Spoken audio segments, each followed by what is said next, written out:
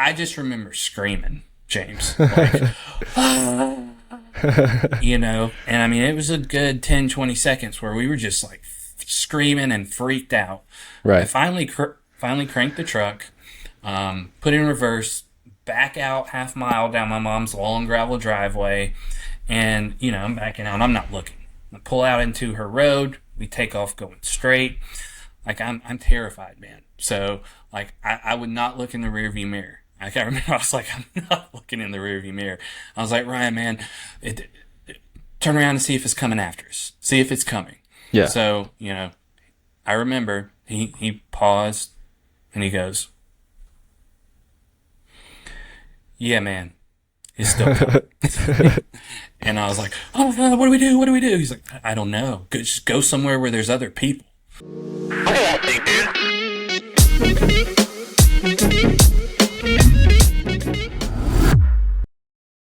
My guest today is Kyle Smith. We just wrapped up a really fascinating interview together where we cover everything from UFOs to religion to science, technology, and consciousness, and a lot of stuff in between. Kyle is somebody who's worked in the marketing field for over 20 years. He has a really keen sense for marketing and how a lot of the things that are occurring in our society today can be viewed through a lens of marketing. And I found that to be really compelling. He's also somebody who's experienced his own UFO encounters, missing time, things of that nature, and is a researcher of religions. So I actually discovered him through X.com and the conversations that he was having around how one can best interpret various religious texts, not saying this is what you need to believe, but rather this is the mindset with which to approach this kind of a study. So I just want to thank you for checking out this video. We are getting close to 100 subscribers, which for most people is probably nothing, but for me, that's a really cool achievement. And I would love to see that number click past 100. So if you're listening to this and you're not already subscribed, throw me a bone, hit that subscribe button. It means a lot to me. Also, don't forget to put a like on this video.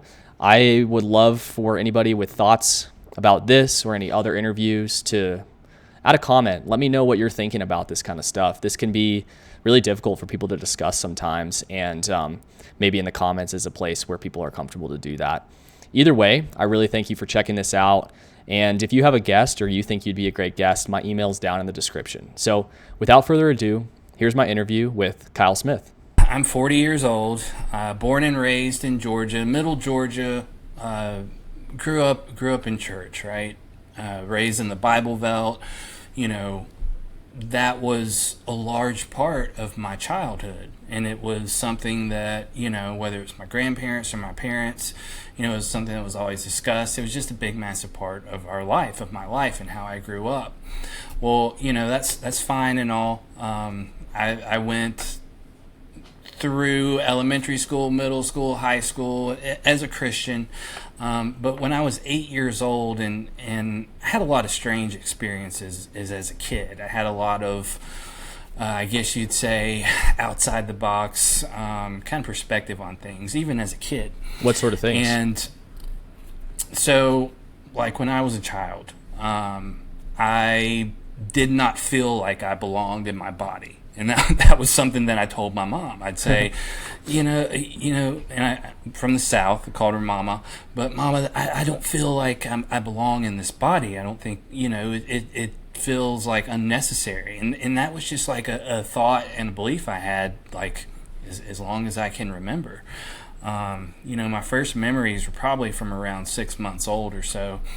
But when I was 7 or 8, I had my first experience, right? So, middle of the night, woke up to go to the bathroom, 7 or 8 years old. We lived on about 25, 30 acres, a big lake behind my mom's house. So it was like really clear. So go to the bathroom, 3 or 4 a.m., that wishing hour, that special hour, 3 to 4. But I looked out the window and like I was always the kid. I always wanted to be an astronaut, super into science and NASA and space. I went to space camp in Huntsville, Alabama when I was in 5th grade. So, I was well versed in that stuff. So stars and constellations and astronomy was something that I was always interested in as a kid.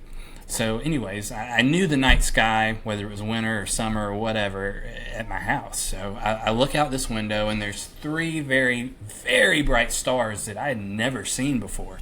And granted, it was the middle of the night and all that, but I looked at them, and I stared at them for a second, and they were in a triangle, 3 stars, 1, 2, 3. And what they started doing, they started just shooting and zigzagging and just absurd patterns and speeds, like, but they would all stop on a dime back in that triangle.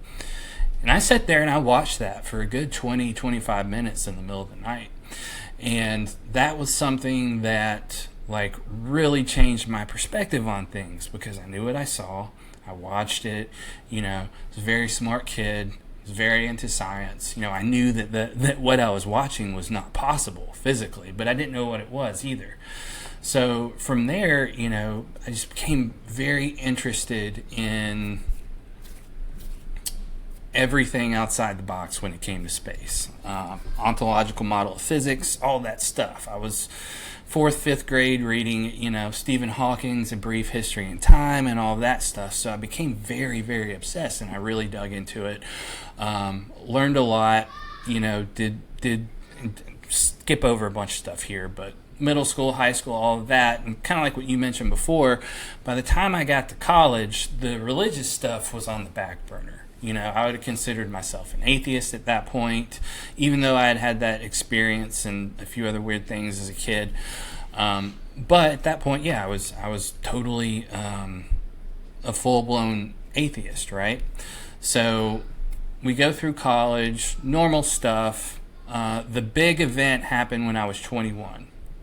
So 2021, it's kind of towards the tail end of my college, but this was the big thing that completely changed the trajectory of my life at that point.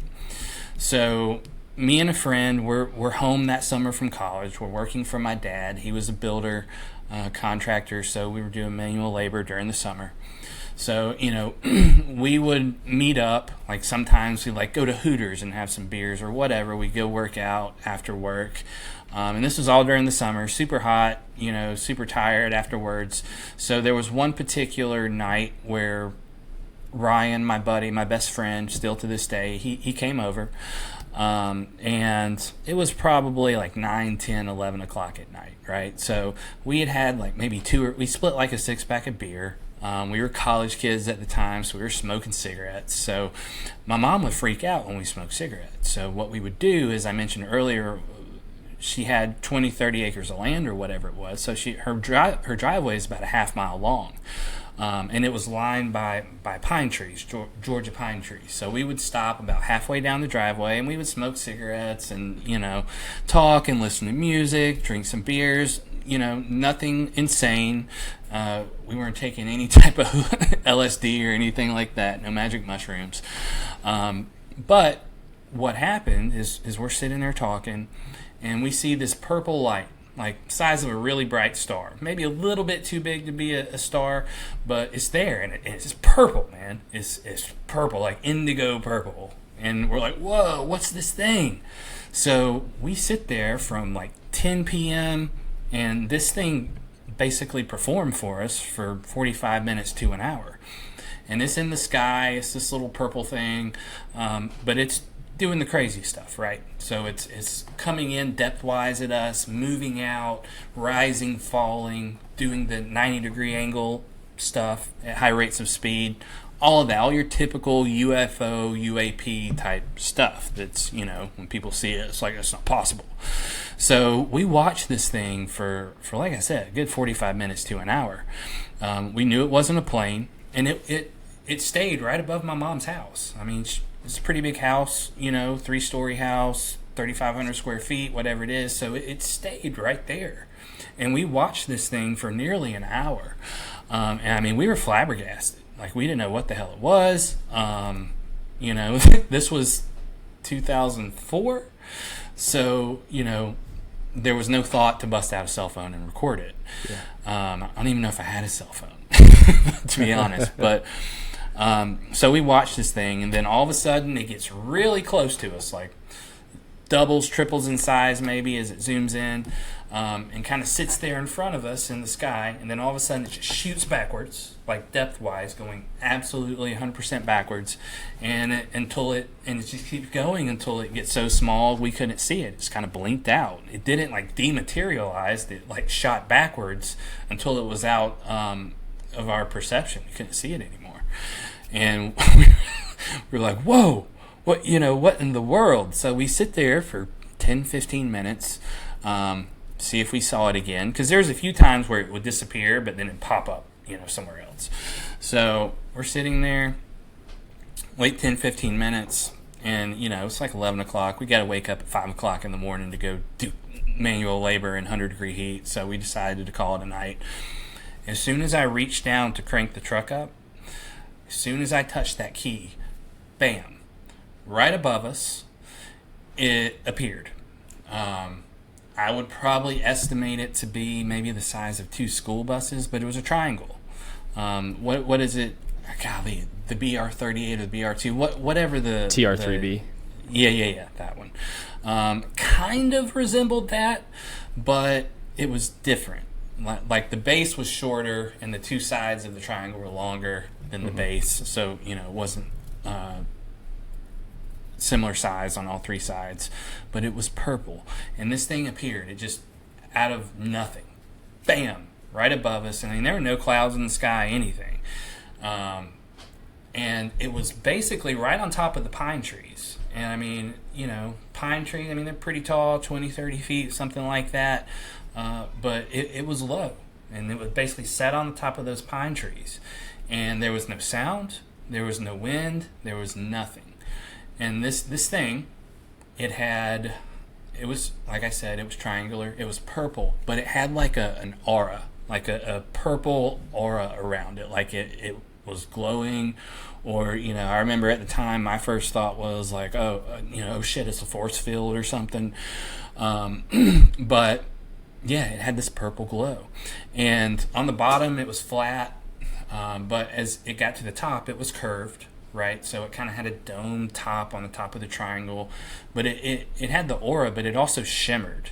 And I don't know if that was from the moonlight or what, but it shimmered like it was metallic, but it was like a metallic purple color. And what else? So craziest thing, it had 2 red lights on the rear of it at the base of the triangle on each side, and it reminded me of Corvette taillights. And it was so bizarre, and then it had 2 white lights on the front, like 2 little white headlights, and it was purple. It made no sound, didn't move, there was no wind, absolutely. A lot of people will report like a vibration or buzzing. I was scared out of my mind. It was the most afraid I've ever been in my entire life, but we heard nothing, and then we're out in the middle of nowhere, so I just remember screaming, James, like, and I mean, it was a good 10-20 seconds where we were just like screaming and freaked out. Right. I finally cranked the truck, put it in reverse, back out half mile down my mom's long gravel driveway, and, I'm backing out. I'm not looking. I pull out into her road. We take off going straight. Like, I'm terrified, man. So, like, I would not look in the rearview mirror. I can't remember. I was like, I'm not looking in the rearview mirror. I was like, Ryan, man, turn around and see if it's coming after us. See if it's coming. Yeah. So, I remember he paused and he goes, yeah, man, it's still coming. And I was like, oh my God, what do we do? What do we do? He's like, I don't know. Just go somewhere where there's other people. Yeah. And so this is something, I mean, this is 20 years ago at this point. And I never brought this up to him. He brought this up to me about a month ago, which floored me. I never said anything. I never brought it up. I never pointed it out. But from that point, I have no recollection of that moment when he said that. That's the last thing I remember. To when we ended up in a Walmart parking lot. And it was like 2 a.m. And, just kind of became conscious. I don't know. It's just like we were just there. We were sitting in my truck listening to music, and it was 2 a.m. in the Walmart parking lot. We both had to be at work in like 4 hours. And there was no, there's nothing. I have no memory of that point to when we ended up in that parking lot. And I never brought up the missing, he was really freaked out. I mean, he went a full 4 or 5 years where he would not even talk about it. When I'd bring it up, he'd be like, no, man, I don't want to talk about that. So after it happened, we didn't talk about it for a good 5 years or so. But about a month ago, and he eventually came around to talk about it. We talk about it a lot now. But it's about a month ago, and he's like, we were discussing it. And he mentioned, he was like, yeah, man, and there was that, he was like, I was so confused, and then there's that big batch of missing time we had, and I don't remember anything. And I was like, oh, holy hell. I was like, that's what you remember too? I was like, I never brought it up to you because you were so freaked out about it, but so you don't remember that either? You have missing, he was like, oh yeah, dude, something happened. Which later, it's about a year ago, I had a conversation with a physicist, Jack Sarfati. Yes. You may have heard of him, right? So his initial reaction was, oh my God, you need to go have CT scans done. Why? He was like, that purple was radiation. You should be dead. And I was like, well, it happened in 2004. So, I went to the doctor just in case. He scared the hell out of me. Yeah. But according to him, we should have been riddled with cancer after that. I mean, neither one of us obviously did or had, but another explanation he gave me is like, you guys may have not been abducted. It could have been, whatever energy it is or frequency or whatever that came from that craft could have just messed with your memory. Like that happens sometimes. So yeah, that now that was long-winded there, but that event right there is really what pushed me forward to the point where I am now. And it was then that I really started to dig in to the UFO lore and all of that stuff, and it took me years to work my way through it. And I know you'll probably want to get to this point later on, but ultimately, over 20 years, that experience. I've had more experiences too, lots of plasma orbs. I mean, I can meditate a plasma orb into the sky at this point 9 times out of 10. And ultimately, what it led me to was, and this will trigger a lot of people, like UFO Twitter and all of that, but my opinion and my understanding of it, it's largely spiritual. It's a spiritual thing. I think Jacques Vallée has great input on that, but that's kind of what happened at that point and what led me to get to this point. Other thing I'll add is I mentioned growing up in church, in Christian church, right? So Methodist, Baptist, I live in Georgia. It's the Bible Belt, so to speak, but so it was a big part of my life, but at the same time, there were always questions there. And as I began to kind of study the Bible a little bit deeper, and I found someone else that kind of took a different approach, personally, I think the Bible talks about UFOs several times, and I think that largely we have misinterpreted the Bible, namely because it was intentional. We've been intentionally misled to keep us from the ultimate truth for whatever reason. I see. That's incredible. That is something I got to sift through, and you are not alone in that experience. So many others have had similar things happen to them. They may not be comfortable talking about them, but any amount of research into this topic, you do find that is something that happens to a lot of folks. And I appreciate you kind of answering my question around, I didn't ask it, but just why specifically would you tie that experience and perhaps the others that you've had to Christianity? Is that just kind of a result of that, the upbringing that you had, and so you kind of went there first to look and you discovered, oh, they're talking about a lot of this? Because I'm aware of in other religions as well, things like the Vimanas, these flying machines. So why specifically Christianity, and how might other religions tie into what we're talking about? So that's a great question, and that's kind of the big question. And for me, I didn't necessarily go straight to the Bible, like, oh, let's go figure out what this is from the Bible. Even though I was raised in church and it was a large part of my life, it was more of a cultural family thing for me, growing up, and especially as I got into college and beyond.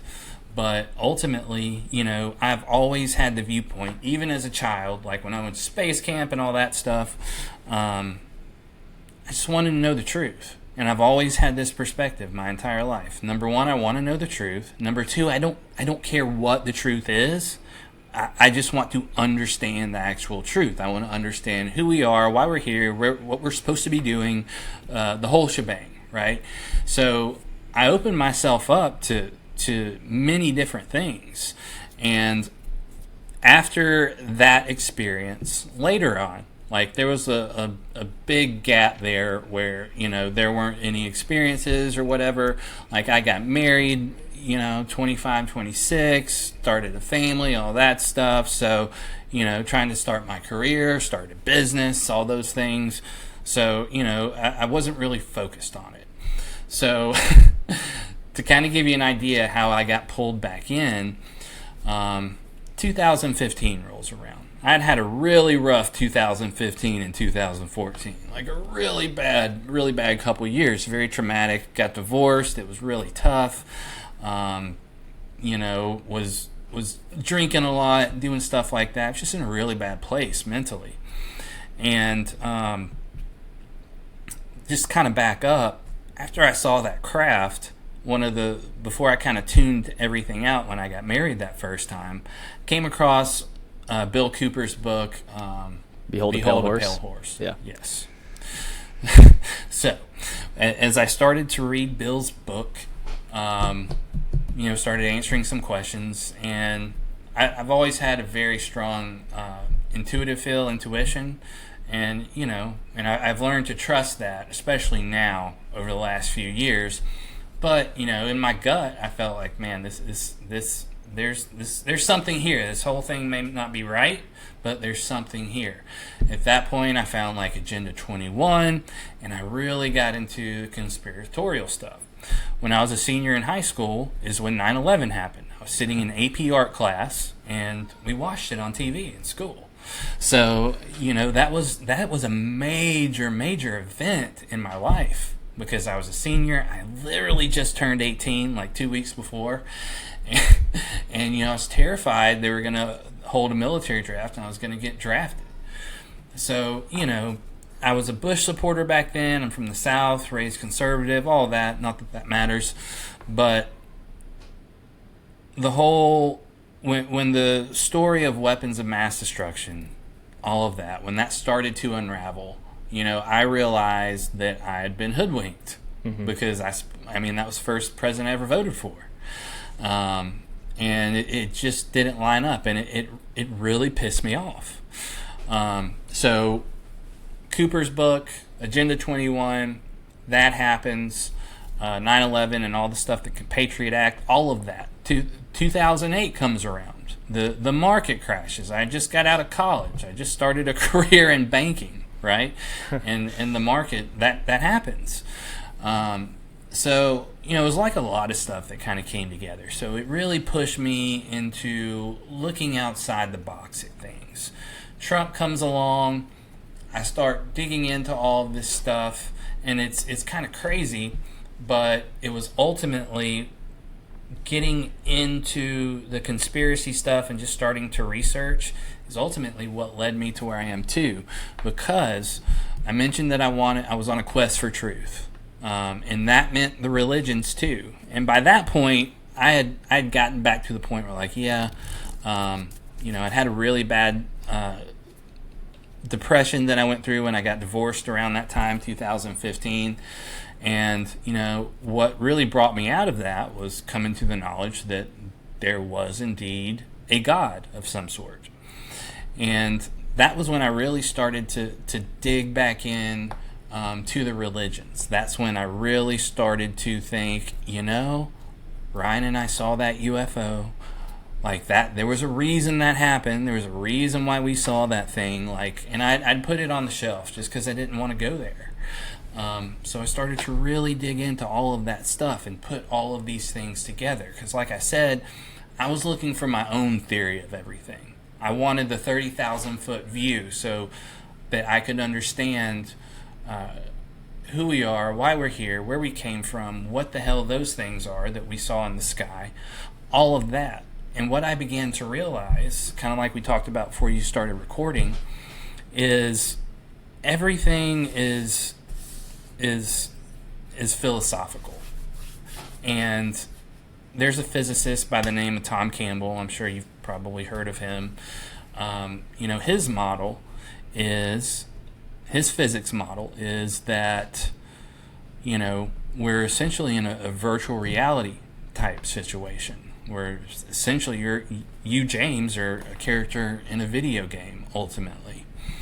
And what I've started to realize, too, as I dug into Tom's stuff, is that it overlapped with a lot of stuff like the Hinduism, Buddhism, some of these other religions that I had studied and looked into. I had studied the Kabbalah, all that.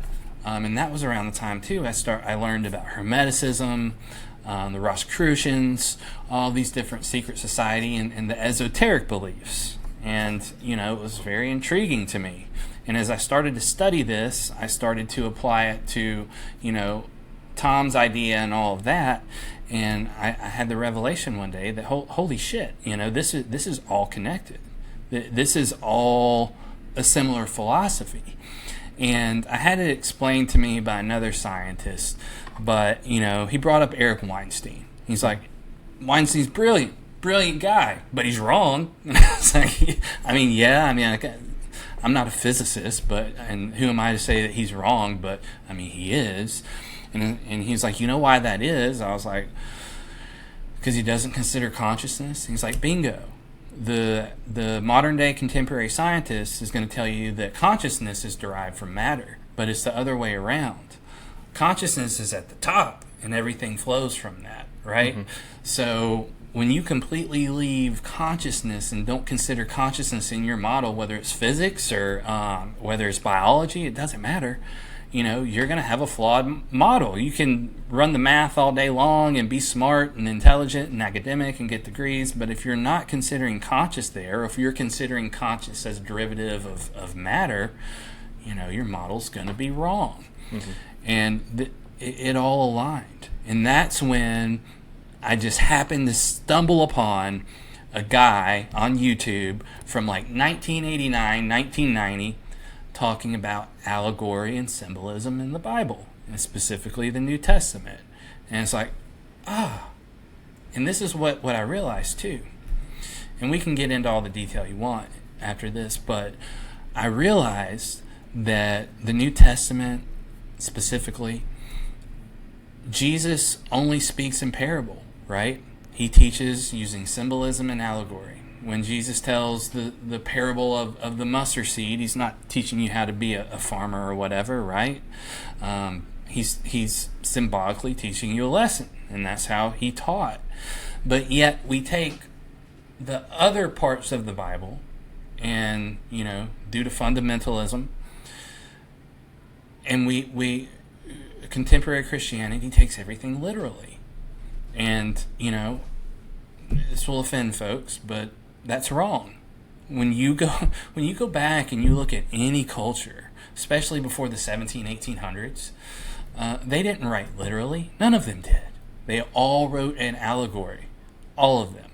Find me a culture that didn't, because they all did. And it was the same for them 2,000 years ago when the Bible was written, right? And then you have the Nag Hammadi Library and the Gospels of Thomas and all of those things that you need to consider too. So that's what got me there. It was that realization that with all the experience and all of that, but physics, understanding, having a teacher that could teach me how to read the New Testament and the Bible allegorically And then that's when I discovered, like with Tom's physics model and everything else, Hinduism, Buddhism, ancient Japanese, China, everywhere, the Native Americans, the Hopi tribe, the Cherokees, it's all the same. Mm-hmm. It is all the same. And when I put that last puzzle piece in with the allegorical aspect of the Bible, New Testament, and all of that, and it was just like, oh my God, right? Like this matches physics, this matches Hinduism, this matches the Hopi tribe. It all lined up. And, that's ultimately where I'm at. I see.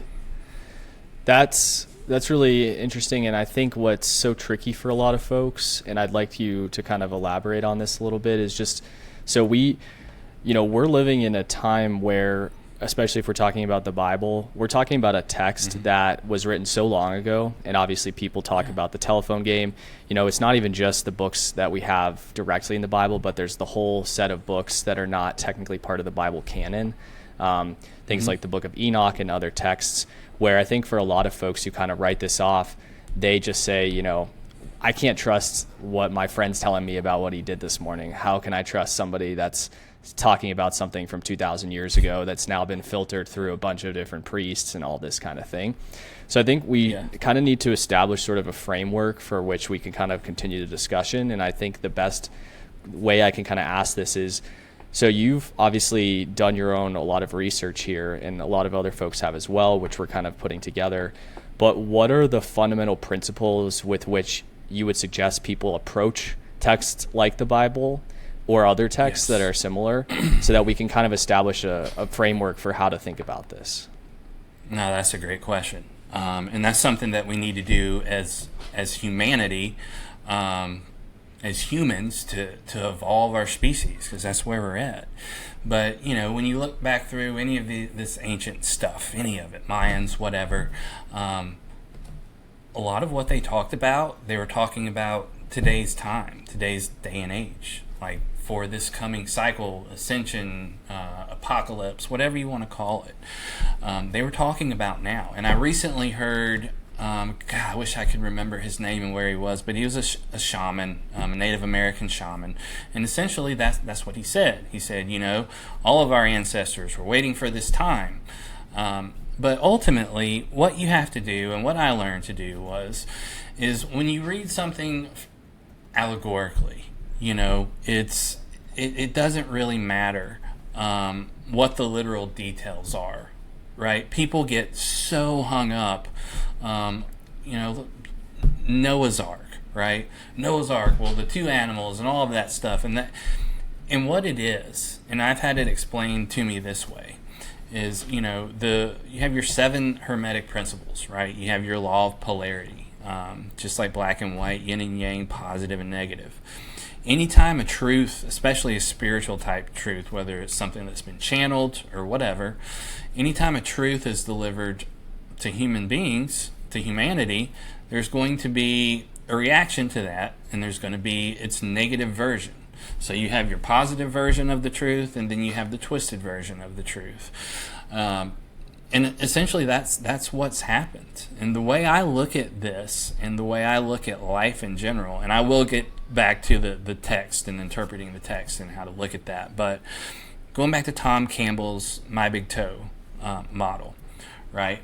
So the way I look at it is, ultimately we all come from a non-dualistic source. You can call that whatever you want, God, universe, doesn't matter.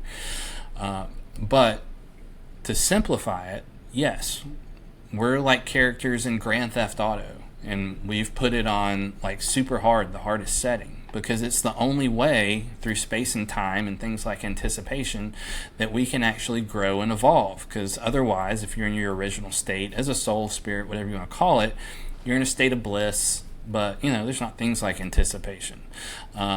There's not time and space, so it can get boring.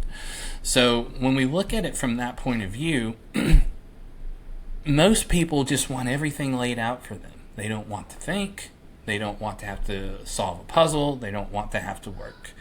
The average American today just wants to show up at work, punch in the clock, leave, make 200 grand a year, and that's it.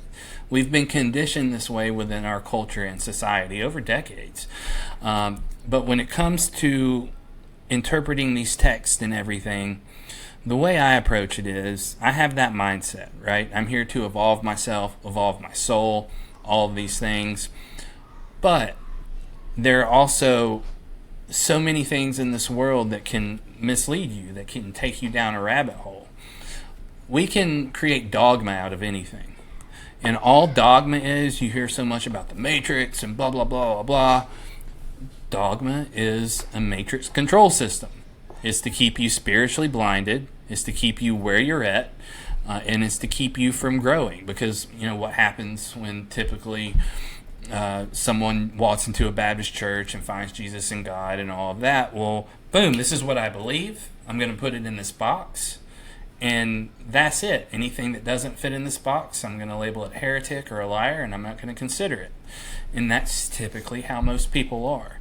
And these religious texts aren't there to give you a step-by-step exact process. That's what everybody wants, but that doesn't exist. You have to figure things out for yourself.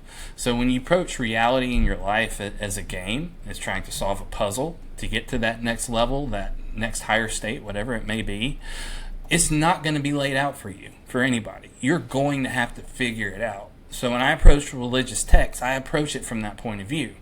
Now, when it comes to the Bible, as we talked about, Bible, other ancient texts, we want to understand it and read it and interpret it allegorically, symbolically.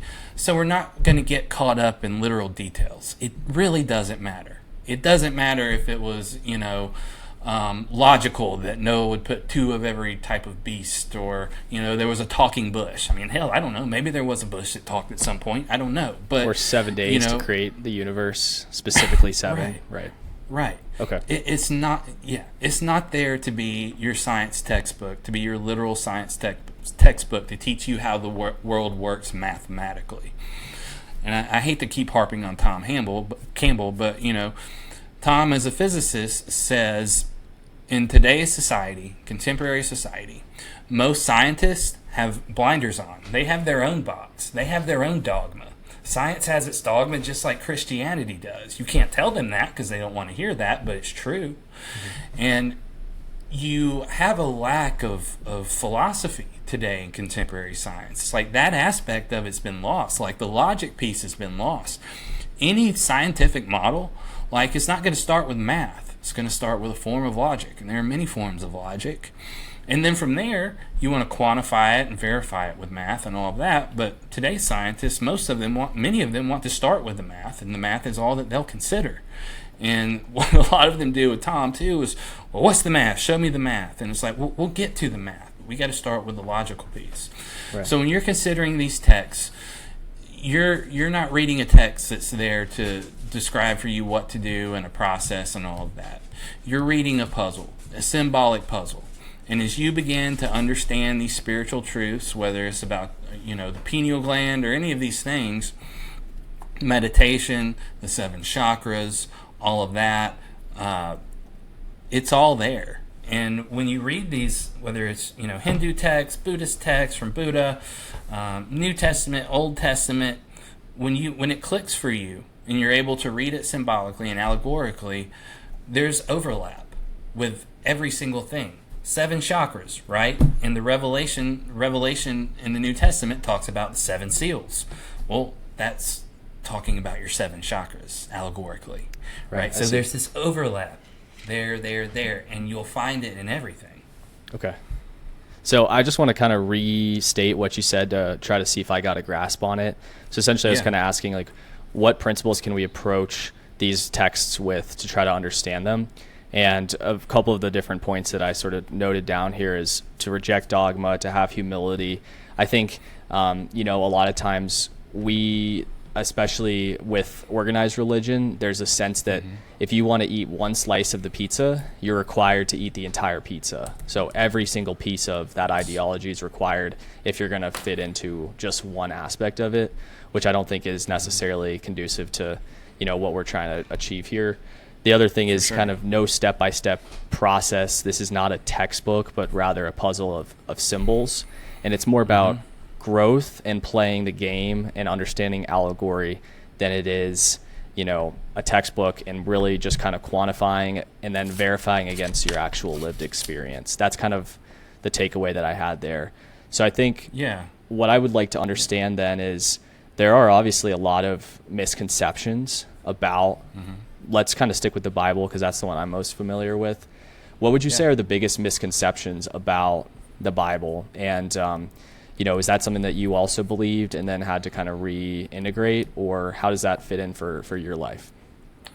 Well, for me, as I got into my teenage years and all of that, the literal aspect and that fundamentalist aspect of it just didn't really add up for me.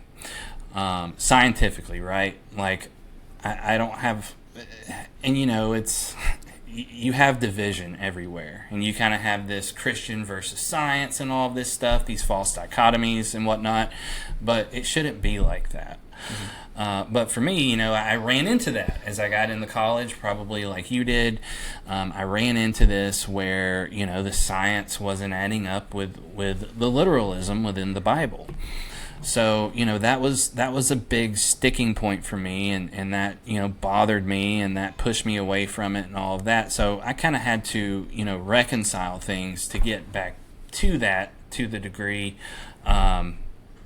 where I understood it in a spiritual sense, I guess you could say. But I'll give you, I don't want to get into a lot of Bible verses here and all of that, but this is a really good one, and it's very straightforward. Matthew 6:22, the light of the body is thine eye. Therefore your eye be single, your whole body shall be full of God. That's just one example, but we can kind of look at that allegorically and symbolically, and it's very straightforward in that regard. So as you go back and you look at these different texts and all of that, pineal gland, third eye, pineal gland, third eye, pineal gland, third eye. So we just have to look at the Bible from a different perspective. I mean, it's really kind of an academic thing, right? Instead of being like, let's say, one of the big fundamentalists is Pastor John MacArthur. He was the one in California that had the big mega church that refused to shut it down during COVID and all of that, if you remember that. But he's a hardcore fundamentalist, and his whole perspective on the Bible is, well, I'm going to interpret it as literally as possible because that's how it was written, and that's going to get me closer to God. And it's kind of a twisted logic. And it's stuff like that really bothered me with it, when I was in my late teens and early 20s and mid-20s and all of that. So, I had this knowledge that there was a God. And it became very apparent to me the older I got that we're in something that's been created because of the probabilities and all of that you can get into. But, that was the big thing for me. I knew there was a God. It just didn't make sense for me. There's too many gaps and so many different things. But the biggest problem, James, is, we've all been conditioned to look at things in black and white. And, it's a propaganda thing. I'm a marketer. I've been a marketer for a long time. And, I see these things in the narrative that we see in the news and everywhere. They're just marketing devices, and that's one. You're given two choices, and on the surface it appears like it's only two choices, but the reality of it is there's like 2 million choices. But you've only been given two, that neither one are exactly right, and that's where I found myself with that. So for me, what I would tell people is, stop worrying about trying to add everything up with the Bible, especially if you're trying to read it from a literal point of view. It's not to be taken literally. It's all symbolic. It's all allegorical. You can get into myths and archetypes, Carl Jung, all of that. That all lines up with one another as well. And it's a myth and an archetype. So your point isn't, you're not reading a Bible or any religious text to get a historical understanding of something or a scientific understanding of something. you're reading it to get truths, and they're delivered to you symbolically, and you have to figure it out. Did I answer your question, or did I get off base there? No, it helps to understand. I'm just trying to understand what the biggest misconceptions are, and from what I'm hearing, it sounds like anytime we take this just at base literal, what does this word directly mean, not even in the context of the rest of the sentence necessarily, that's when we end up tripping. Yes, and I'll tell you this too. This is the biggest thing. And the overall misconception, this is it, right? We have exoteric religions, beliefs, and understanding, and we have esoteric beliefs and understanding. The the thing is, you're never going to find any type of truth externally, not when it comes to who you are, where you came from, what your purpose is. It all comes internally. Because the way I look at God and I look at the soul and myself, I've put in a lot of time over the last couple years with meditating and breath work and, the Kundalini stuff and all of that. And I've made a lot of progress with it. But what I've ultimately learned, the biggest thing, is you have to put in that spiritual type work. It's no different than, going to the gym to work out to build your body. You have to build your soul too, and you have to put in the time and effort to do that. And when you start doing that, especially meditating and breath work, those two things have been the most beneficial thing for me health-wise, even in my entire life. I've been able to do things through meditation and breath work, like quit smoking and things like that I couldn't for forever. Eliminate anxiety, mostly eliminate fear. But what people don't understand is even in the esoteric and the spiritual space, people still miss this. I saw it yesterday on YouTube, but they miss the inner work. You have to do the inner work on yourself. And when you do that, no spiritual truths, no reading, none of that stuff is going to start coming to you and making sense until you start to do that spiritual work. And that's the same stuff Jesus taught in the New Testament. So you're not going to find any type of spiritual truths, externally. And people really don't like to hear this because they want to be given an answer and a process. Well, it doesn't work that way. It's an internal thing that you have to experience and you have to figure out on your own. But when you put in that time and effort, you will find your path to the truth. So, you have all the people, whether it's UFOs or whatever, that scream about evidence and this and that. The real evidence to the truth is going to come from inside you. That's where you find God. Because I explain God in your soul like this. Imagine God is a stream of water coming off a fire hose, right? Just a big stream of water. Well, the specks of water that fly off from that stream is essentially you. That's your soul. You could look at it like, you're not the God, you're not the source God, but you were made in that same image. That's what it means. When the New Testament's talking about man was made in God's image. Well, it's not talking about your physical body because that's not what you really are. You have an avatar, you have a character, that's your body, but ultimately your soul and who you are is a direct reflection of God, of the true one creator. And that's who you really are. So all of these things are found internally. And a big piece of this is, and this may go over the heads of some folks, but your enlightenment, that being that you want to be, that you're supposed to evolve to, you are already that. You already have that. You're not lacking anything. You, me, anybody that's watching this, you lack nothing. You lack nothing. It is already there.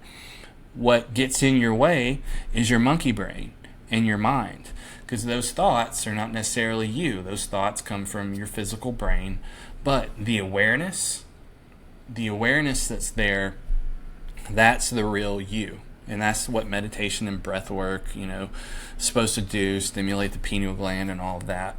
But ultimately, that's the real you. The awareness, when you are able to eliminate your thoughts or not attached to a thought, that is the real you. And spiritual truths all come from the real you internally, whether it's your higher self or spirit guides or whatever you want to call it. So for what people do is they seek, right? They seek the path. They seek the truth. And we all start there. But, and it's kind of a paradox, you're not going to find it externally. You have to do the work and find it inside of you. And when you do that, those spiritual truths, what enlightenment is, right? You're going to be enlightened. You're going to start making sense of things. You're going to experience synchronicities, which I've experienced crazy. You may have an out-of-body experience in a dream or not in a dream. When you start having those experiences, you know, your higher self or God or Holy Spirit or whatever you want to call it, it's going to let you know you're on the right path. You're going to experience synchronicities and things like that for you will be undeniable. Right. I see what you mean. Yeah. Just from my own experience, those types of things that aren't learned from external sources are usually the ones that stick the most. Yeah. So the tricky thing here, and I have to ask this question, this is something that as I was growing up, I was constantly being told, is that, you know, truth isn't relative, right? So if truth comes from one's own experience and from looking inward, how can we reconcile the idea that, you know, there is such thing as a base truth, right? Is truth relative? How do you see that? Yeah, you know, I think that solipsism is a dangerous thing, right? Like, you're not going to have your own truth. The truth is the truth is the truth.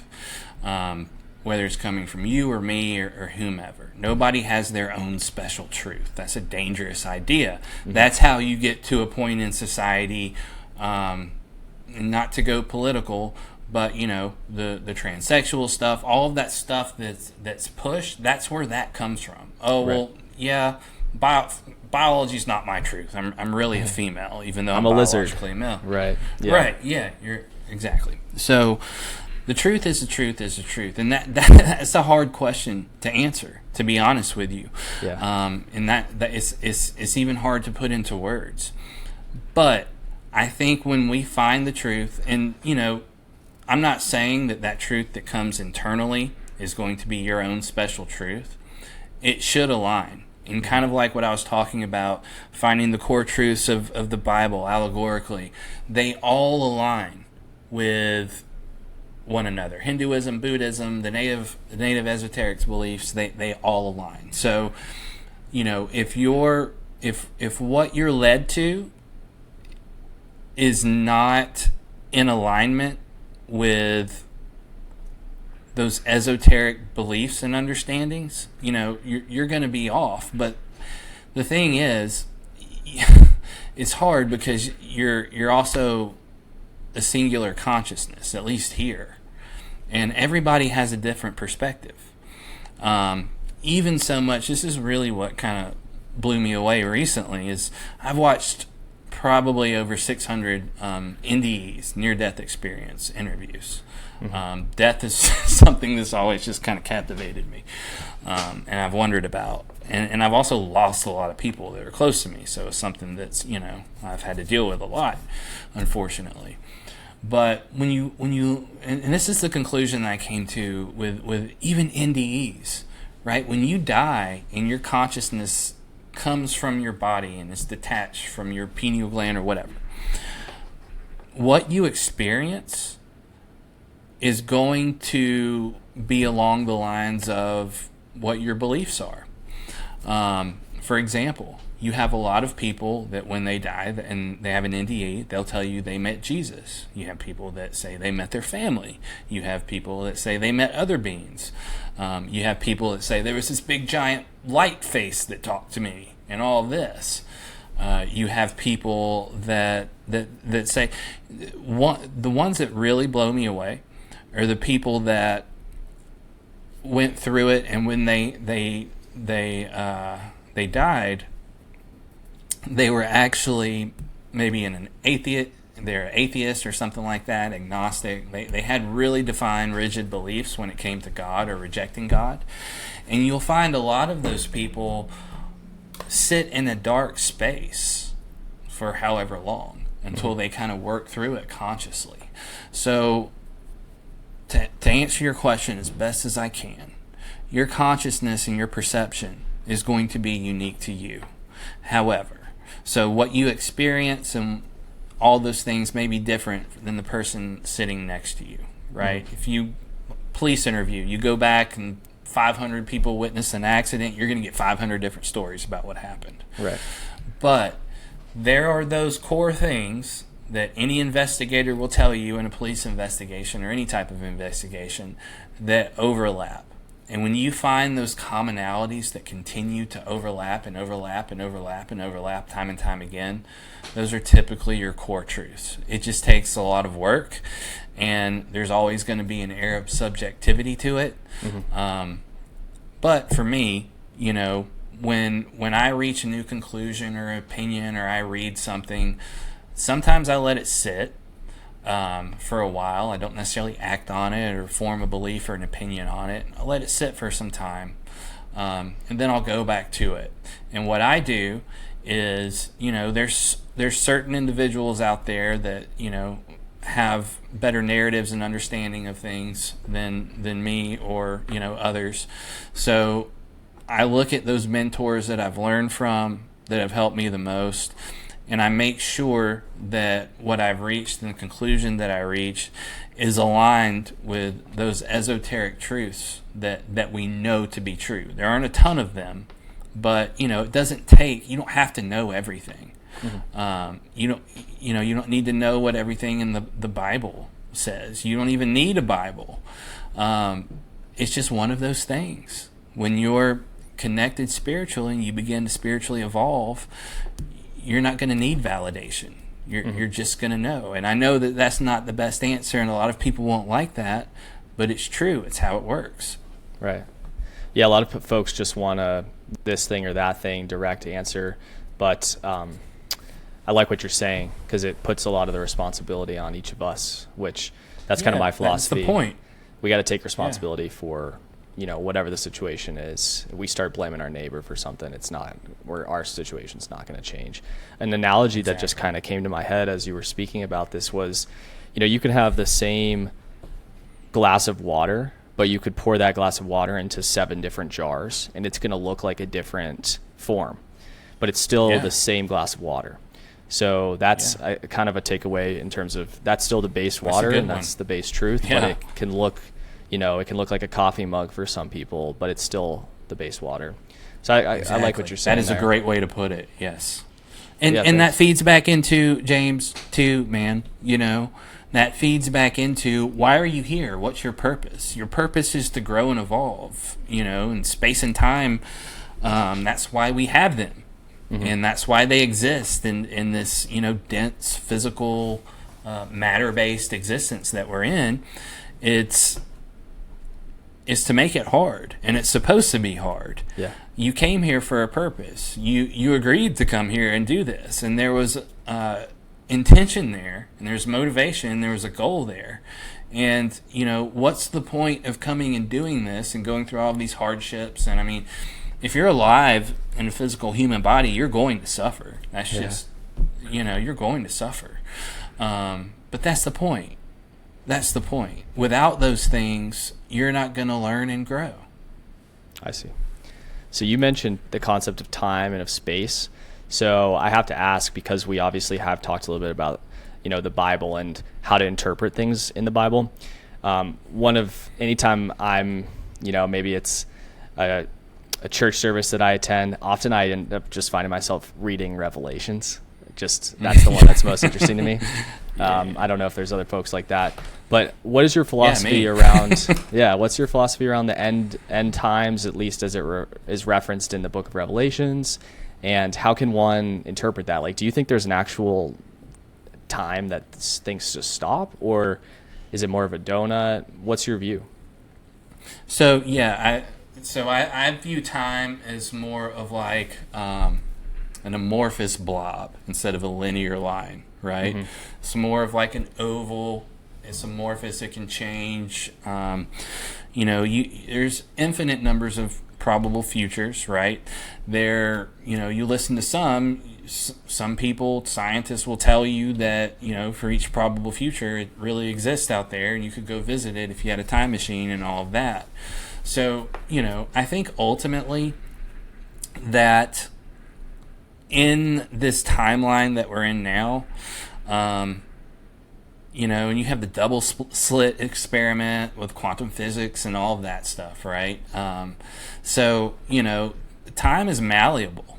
There is no set future. And like, you read stuff like Nostradamus and some of these folks that have either channeled information or have been mediums or whatever. But there's a lot of stuff they get right, and there's a lot of stuff that they don't, because what was the most probable timeline at Nostradamus's day may not be the most probable timeline now, because improbabilities do happen from time to time. So time morphs, time changes. The probable future for me and you today may not be the same probable future in 10 years, a week from now. So time always changes. I don't get too caught up in the timeline stuff, just because there's so many paradoxes with it and it can be really confusing. But you mentioned, about Revelation, apocalypse, and all that.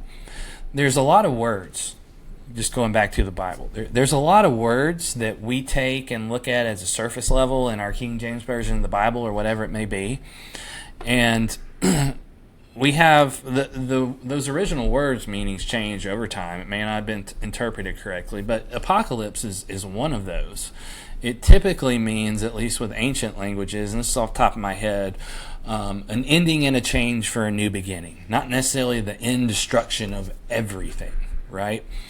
And you have a lot of work out there right now, and if you haven't seen this guy or read his work, or any of you guys watching this, The Ethical Skeptic, dude is an amazing philosopher, and I've learned a ton from him. But, essentially, he released an article back beginning of the year, springtime, regarding the Pyramid of Giza and how it showed erosion, and that he deduced that erosion that he showed, as it showed, was from a flood, from waters and all of that. And I mean, he's right. And it's been there the whole time, and somehow we miss this stuff. Yeah. But, I do think that there are okay, let's talk about this. The pole flip. There's a lot of stuff out there, people are really beating that drum about the pole flip every 12,000 years. Ethical Skeptics' work recently this year, kind of shows that with the pyramids and the historical water levels and all of that. But that does seem to be correct. There does seem to be a pole flip every 12,000 years or so. There does seem to be timely cataclysms at certain points along humanity's timeline. But for me, when we really start to dig into stuff, say Atlantis, and we go down that, say, anthropological rabbit hole and all of that, based upon, what I understand at this point, I do think that Atlantis most certainly existed. And, I mean, you can go look at some of the archaeological finds that we found in different places. Stuff caved on a wall in Egypt or wherever, depicting a helicopter and boats and stuff like that, Yeah. So there's a lot of evidence out there that not only did Atlantis exist, but they were highly advanced. And this shaman that I was listening to recently, he made the point of, and he brought this up. He was like, Atlantis was real.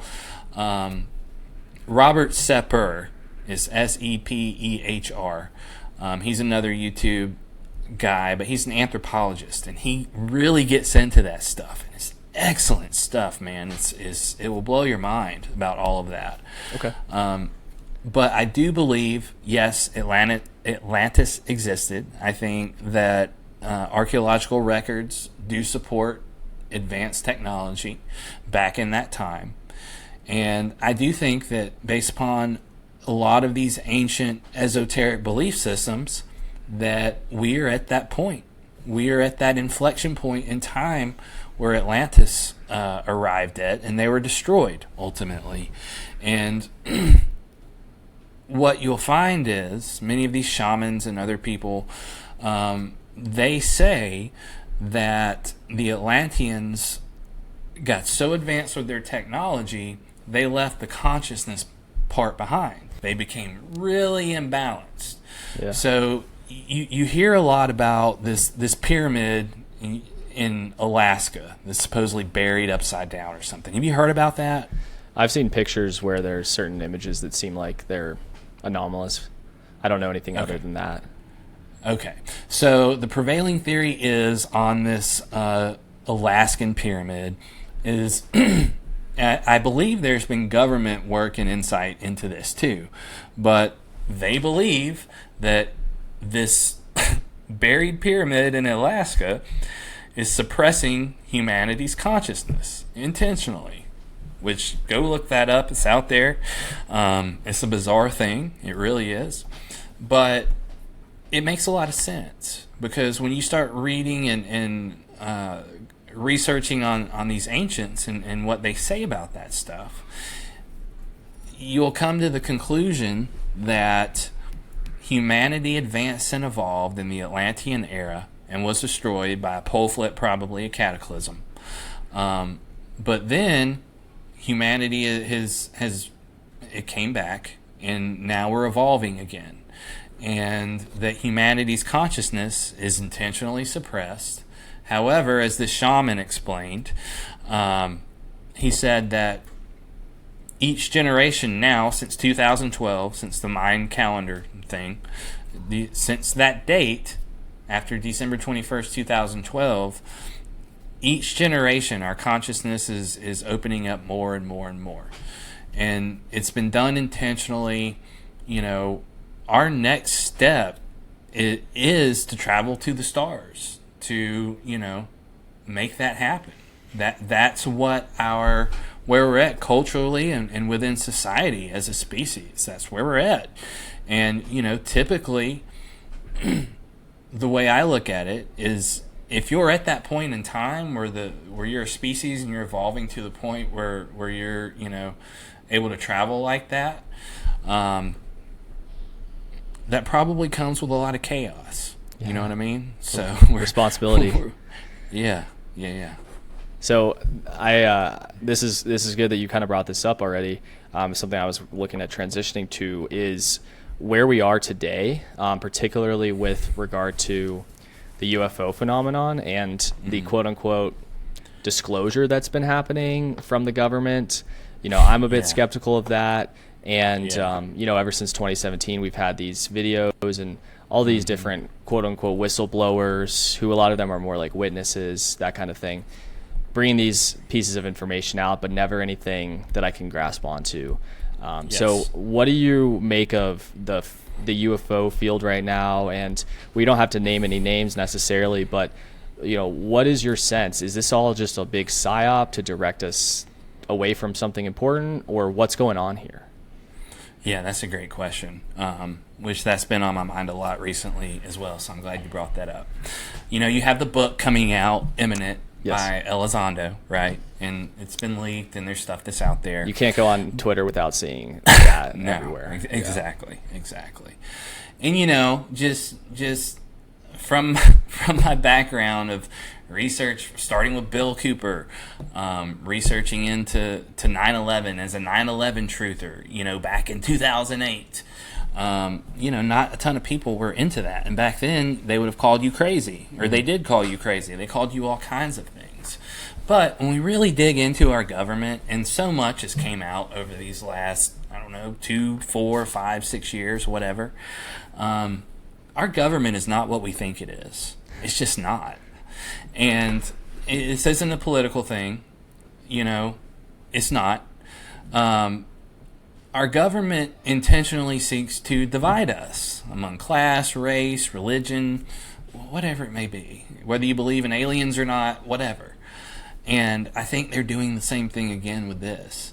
And you have really two kind of camps in UFO Twitter. And I say UFO Twitter because that's kind of what people label it, But it's got to the point, for me, like the UFO stuff, I mean, yeah, I see them. I see plasma orbs all the time, but it is secondary to me at this point.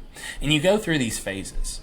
You go through and you probably had the same, right? So you have your love and light crowd where everything's good, everything's benevolent, they're coming to rescue us and fix everything. The Galactic Federation, this, that, and this. And I mean, I don't know. Maybe there is a Galactic Federation, but ultimately I don't know. That's not been something that's, came to me or whatever. But then you have the doomer crowd where, they're abducting everybody. And yeah, I do think abductions are happening and all of that. But again, it's like another false dichotomy. You kind of have two options there, and that's it. And this is the way I look at it, right? So these things are time travel devices, man. I mean, that's what they are. They're time travel devices. And if at any probable future, humanity or any other thing, or species or whatever, they develop time travel, they've probably messed with our timeline at some point. Mm-hmm. So, for me, I think that that's a big component of it. And I think that timeline manipulation happens every day. And it's affected us to a great degree. But I also think that the government and bureaucrats, and especially when you get into intelligence and all of that stuff, the black stuff, like things get really weird. And I've been marketing for a long time. Outside of all of this, I'm an excellent marketer. I know what I'm doing. I've achieved some great things with that. And that's what I see. And I really didn't see it that way until I really got good at marketing. But what our government does is propaganda. And it's not just tied to our government. It's the corporations. It's you have, and I describe it to people, you have your people that have control of things. And they're probably like the top 1% of the top 1%. But as we've seen with our government, and again, I'm not trying to make a political point here, but the whole COVID thing, I think most of us at this point are really skeptical about that whole thing, right? Mm-hmm. Not saying it doesn't exist, but, there's a lot of questionable things. Where it originated from, when. The response to the way that people couldn't talk about it, that kind of stuff. Right. Yeah, censorship. I mean, censorship is always a big red flag. Yeah. But our government is so knee-deep in so much stuff, whether you want to talk about Operation Paperclip and, Mockingbird. God, I cannot believe I can't think of the name, but Admiral Byrd that took the expedition to Antarctica post World War II and all of that. Operation High Jump. There you go, Operation High Jump. And those are just three to name a few. Mm-hmm. But I do believe our government has been captured. I don't think that, the people or even the politicians or president or anybody is necessarily in control of it anymore. And I think that to really get into some stuff here, and this is more of my personal opinion at this point, but I think there's a lot to the old Sumerian stuff, the Anunnaki stuff. Right. I think there's a lot of truth there. And when we look at the UFO, whether they come from space or they come from the side of a mountain or they come from the ocean, right? They're here. And they're not necessarily, for all we know, coming from the stars. They could already be here. I think that we have some type of species or whatever they may be, and I think that they do have some type of control within or over our government. There's another guy out there. His name's Tom Montauk, but he's kind of like a legend in the whole UFO space and all of that. He's been around since, the early 2000s. A lot of people know who he is, and he's got a lot of books. Yeah, fringe knowledge for beginners was really crucial for me. Yeah. And that's kind of where I started, too, back then. But That leaves my point there. Just kind of who controls, who's running things, that idea of the Anunnaki. Okay, yeah, there we go. So Tom labels it as the dark state, right? Whether it's ET or interdimensional beings, or you want to call them Anunnaki, but ultimately they control the deep state. And all of these power games and corruptions come from the dark state, which is whomever these beings are, whether they're Anunnaki or something else, that are controlling our government and our politicians. And I know I'm long-winded, and I apologize about that, but to get into, the government and stuff, like with what we're seeing now, I think we're being played again. I think we're being intentionally divided. I think that when it comes to UFOs and where they come from, I think there are 1,000 shades of gray. I think there's so many different aspects to it that is probably outside of our ability to comprehend logically. You assume that these guys, or whatever they are highly advanced intellectually, and I think there's a lot there that the human brain and the human mind simply can't comprehend, and they can. And I think there's aspects of what's going on that we simply just can't understand. Mm-hmm. But I do think, especially with my orb experience, right? So let me back up a little bit. So back in January of this year, about a year ago, I had a very traumatic thing that I went through, a personal thing, and it was pretty rough. And it was probably one of the most and it's business related. It was one of the most stressful times of my entire life. It was really, really stressful. I've never been stressed out like that before. And that's when I would probably say my biggest awakening occurred after that. And if you go, read ancient stuff or whatever, a lot of them will tell you that, Kundalini awakening can happen due to a traumatic event. That's, across many different cultures and texts. But I had that happen. It's not a big deal. But that's when I really, really started to meditate really heavily. And I started using HemiSync from Monroe Institute. Mm-hmm. And HemiSync works, man. Anybody out there that want to meditate, you don't even have to do the guided meditations. Just use the binaural beats. Doesn't have to be from Monroe Institute. They truly work, and they will truly take you to a deeper meditative state. Well, I started doing that, and I started to get a lot of visuals in meditation and all of that. But I'd read a book, and I don't even remember what it was, but I had the idea to meditate, see if I could get some type of UFO or whatever to appear. I try to be safe about it, like only attract benevolence and all of that. But essentially, the next morning, and this is the first time I ever saw a plasma orb since I was a child when I was 7 or 8. After I dropped my daughter off at school, I had 3 plasma orbs materialize above my vehicle, about 50 to 75 yards above me. And they stayed there for a good 60 seconds and then dematerialized. And essentially, I have an understanding now of how to properly meditate. And it doesn't happen every single time, but most times, and it may not happen at that moment, it may be like the following day, but I can meditate the plasma orbs. And I do think that there are, as I mentioned, it's 1,000 shades of gray. I do think there are negative entities out there. For all I know, there could be reptilians. Maybe Bill Clinton's a reptilian. I don't know. But there's a lot out there, and there's a lot of different aspects to it. And this government narrative, when I first came across Elizondo, and he has a big following. A lot of people love Lou Elizondo, and that's fine. But it's questionable. Mm-hmm. The narrative is questionable.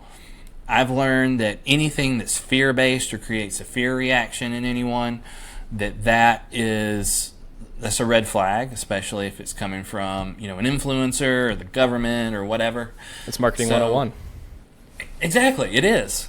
It is, absolutely. Fear is a great tool to get somebody to buy something.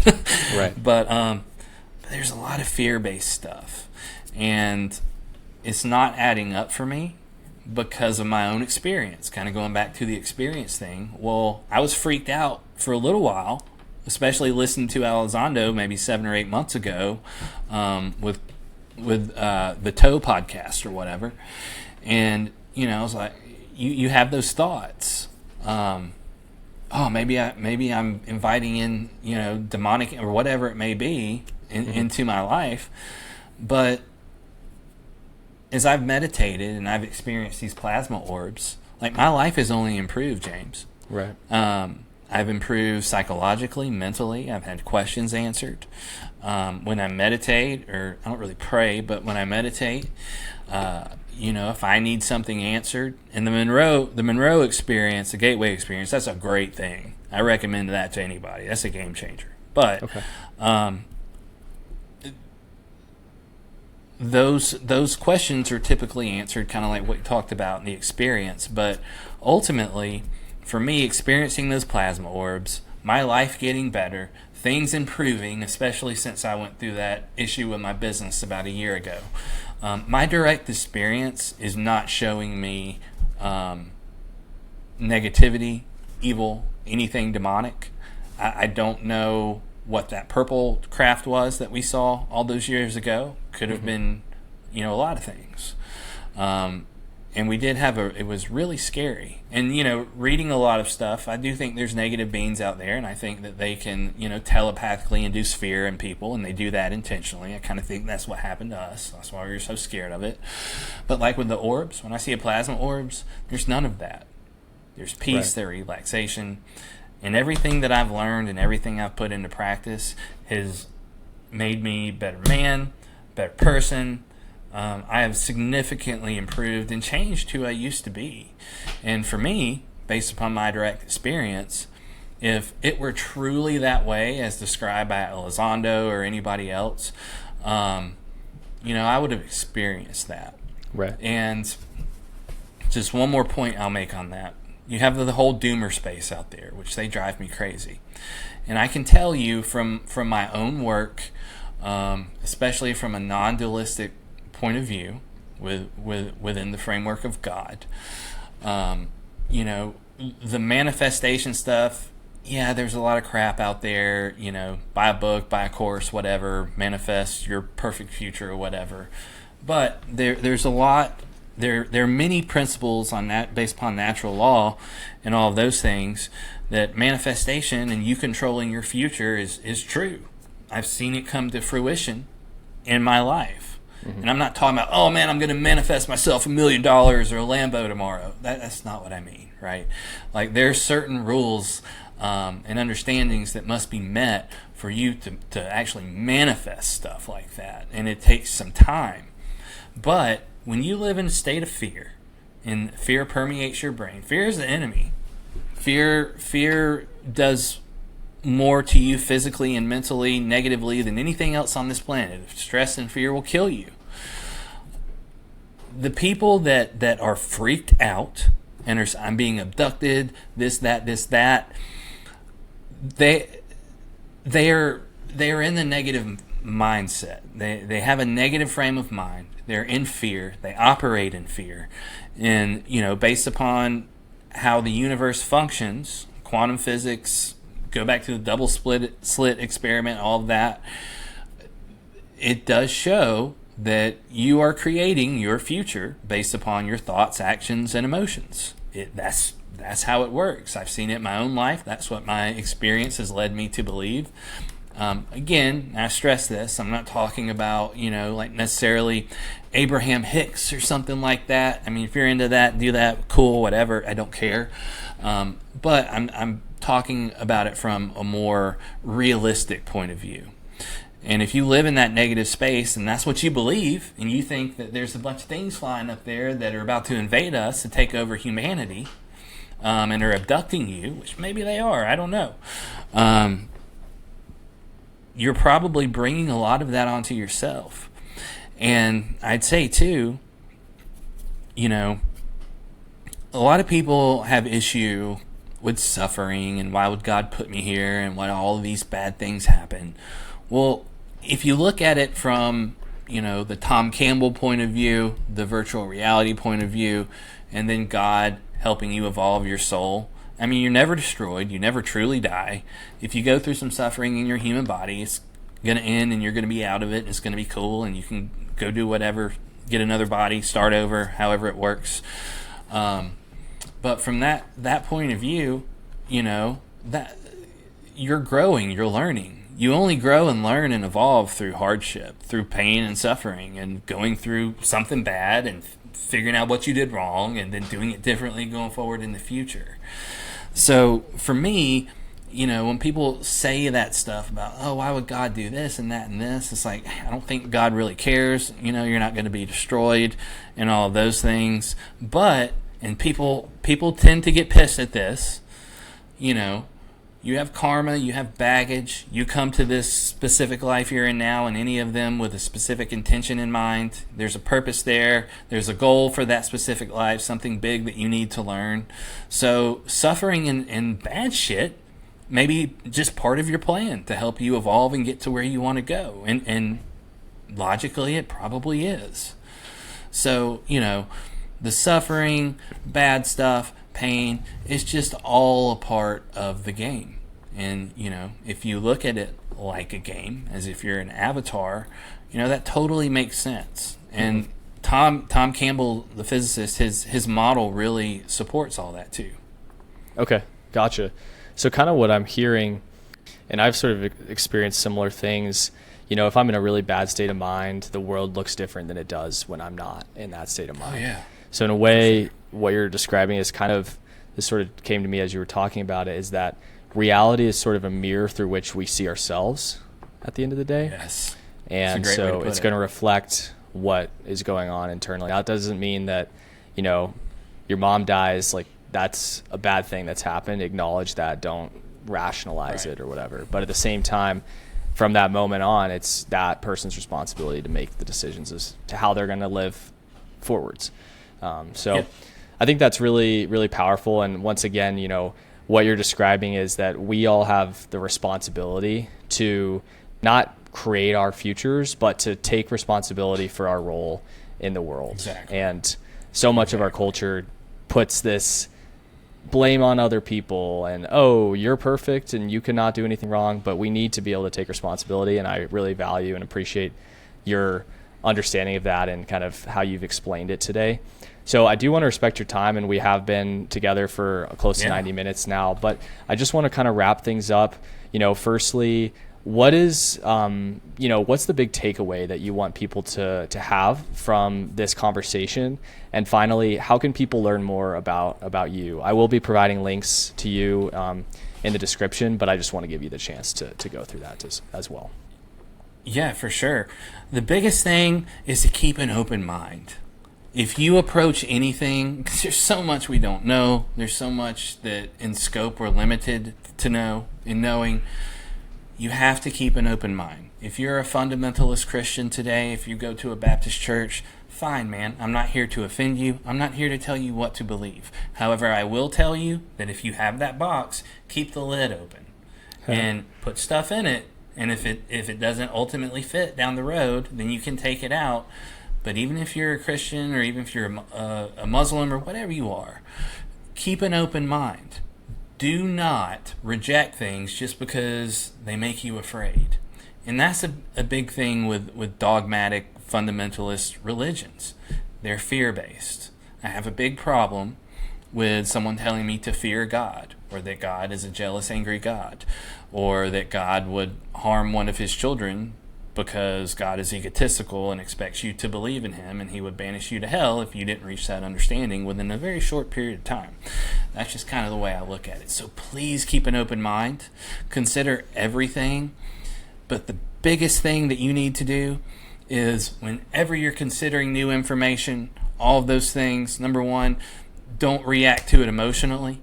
Sit on it, meditate on it, pray on it, but give it some time to sit and pay attention. When you get past the fear stuff and all of that and you're calm, pay attention. Pay attention to what you feel, pay attention to your own experience, and to trust yourself. We talked about the stuff with the government and all of that, the division, the forced division among everything. That's intentional. because if we were to come together and unite consciously and evolve our consciousness together as a species, unstoppable. The deep state or whoever can't stop us. And that's what they're trying to prevent. At least those at the very, very top, whoever those people are or whatever they are. And that's the biggest thing. Keep an open mind.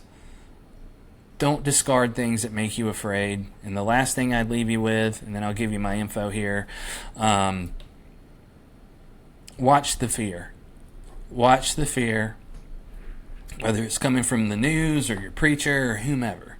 Fear is used to manipulate, divide, and enslave. And we have all been put in a psychological prison, at least culturally and in our society. We're there. If we have had free energy, all of this stuff, teleportation, we have had this stuff for decades. And it's essentially a breakaway civilization within humanity currently that has this technology that won't let us use it. And it would solve so much pain and suffering. And that's intentional. They don't want you to have it. They don't want you to believe it. They want you to attack the person like me that is putting this out there, because we're just trying to unite humanity. But that's it, people. That's it, people. Do not let fear control you. Work outside the fear. But you can follow me on Twitter. My handle on Twitter is Kyle S. Skiles. So it's at KYLE, S as in Sam, another S as in Sam, KYLES. And my YouTube channel, which I have a ton of content to upload, is that Mantra on My Mind. So MANTRA, Mantra on My Mind, like Georgia on my mind, but Mantra.